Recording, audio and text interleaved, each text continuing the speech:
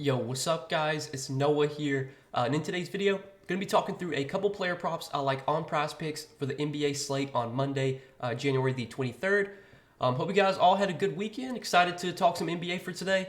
NBA last week was a little bit of a roller coaster, man. We didn't have the best week overall, just kind of up and down. Really couldn't get in a groove. But hopefully we can turn around this week, get started on the right note. So I got two picks I do like for this Monday slate. I think we have 7 games today, so it's a decent sized slate. I got a fantasy score prop I like, and then I have a points prop I like that I want to share with you guys. So before we do talk through these two plays, as always, if you guys do enjoy these Prizepicks videos, and if they do help you out, please hit that like button down below. Make sure to hit that subscribe button if you have not yet. Also, if you guys are new to Prizepicks, if you've never checked out Prizepicks before, make sure to sign up with my promo code Noah. If you look at the bottom of the screen, when you do sign up with my promo code, Prizepicks will match your first deposit up to $100. So definitely give them a try if you guys have not yet. Prizepicks, they do offer a lot of other player props outside of what your traditional sports books offer. They offer fantasy score props. So if you play DFS, if you're familiar with fantasy point projections, you can actually compare your projections to Prizepicks and kind of make some decisions that way, which is what I like to do.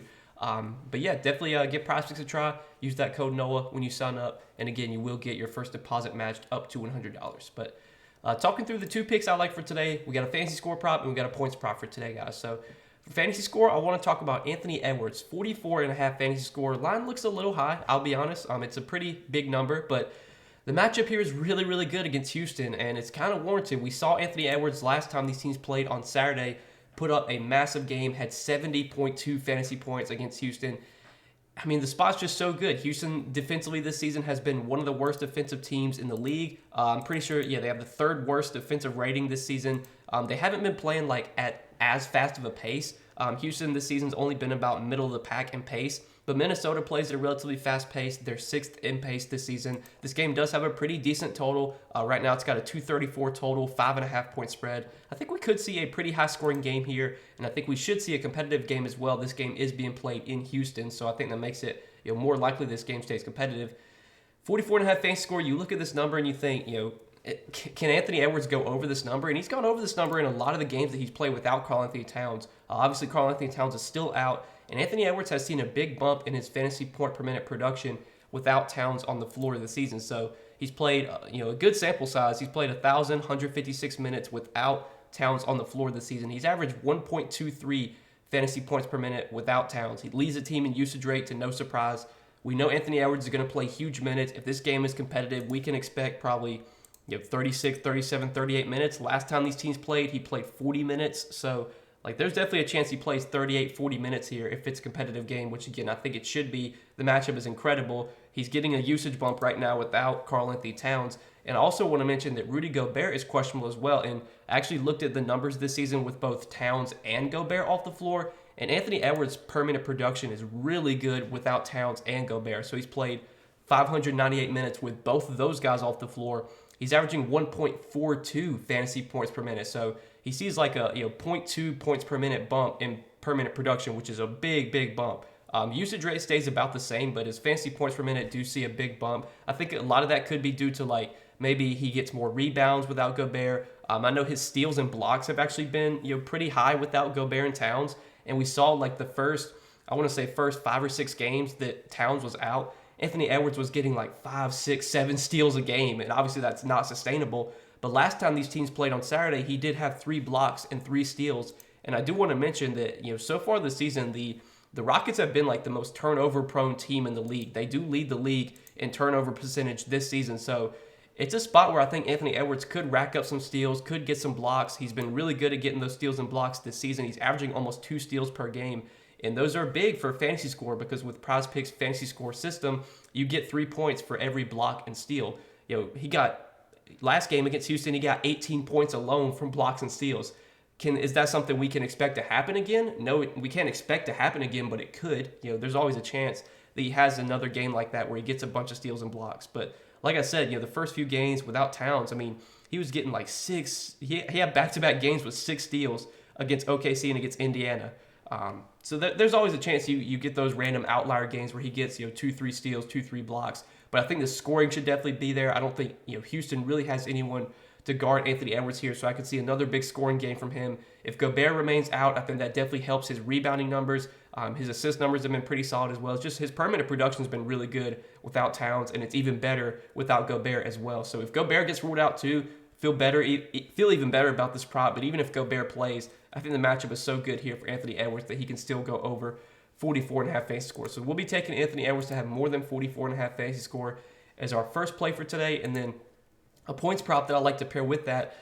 Yeah, I've bet on this guy a few times this season. I don't think he's come through for me that often, I'll be honest, but I do like this line of 25.5. We're going to be taking Trae Young to have more than 25.5 points today. I was looking at some of the props, on other sports books, and right now on DK Sportsbook, they do actually have Trae Young's points prop set at 26.5. The juice is slightly favoring the under. I think it's minus 125 on the under right now. But seeing that line at 26.5 on DK and then getting it at 25.5 on Prizepicks, I think is a little bit of value. It's only 1 point, so it's obviously not crazy value, but that 1 point can matter in the end. Like if Trae Young finishes with 26 points today, we're obviously going to win this pick. But if his lines gets bumped up to 26.5 and he finishes with 26, well, you lose. So you try and any point of value you can get, you want to take advantage of it. So wouldn't be surprised if Prizepicks does bump this to 26.5 at some point today. But you look at the line of 25.5. Trae Young, he's only gone over this line in 2 out of his last 5 games. I don't want to look too much into that, though. I try not to look too much into the last 5 games. I really don't think it matters that much.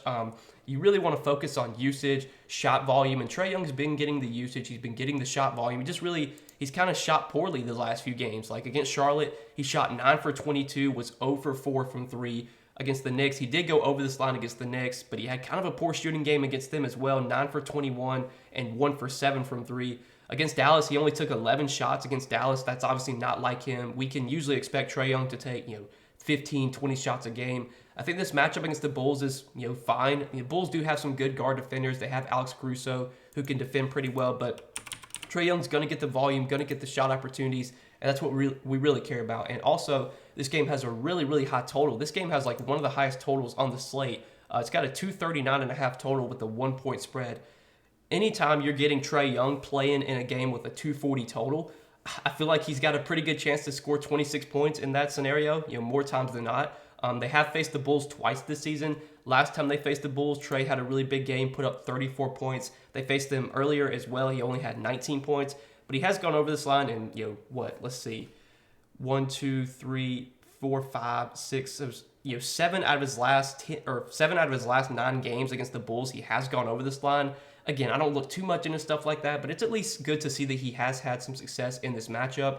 Again, what makes me like this prop, though, is the usage is still going to be there for Trae. The shot attempts are going to be there. This game has a really, really high total. It's expected to be a high-scoring game.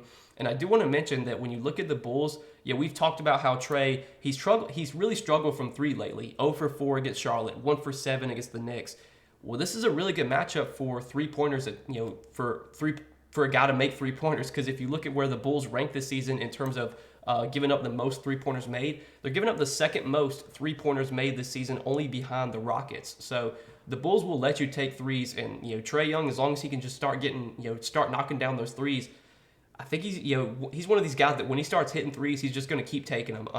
And obviously, even if he's missing them, it is what it is. You want him to see him taking the shots. It's better. I would much rather a guy take 30 shots and shoot 10 for 30 than take 5 shots. I mean, we want the volume, and Trae, I think, is going to get the volume regardless. And obviously, with the Bulls giving up so many threes this season, maybe this is a spot where he can finally start knocking down some threes. The scoring can start to be there.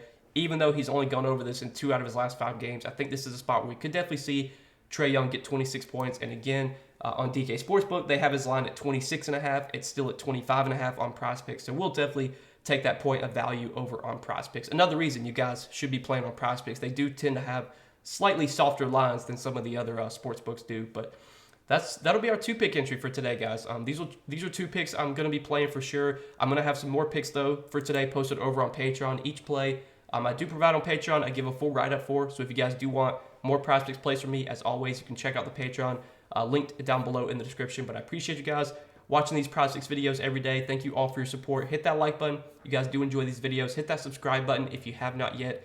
And again, if you guys are new to the channel, if you never checked out Prizepicks before, get signed up over there. Use that promo code NOAH when you do sign up, and you will get your first deposit matched up to $100. But good luck on the slate, guys. Hope you all enjoy your Monday. Hopefully we can all make some money tonight, and we'll see you guys in the next video.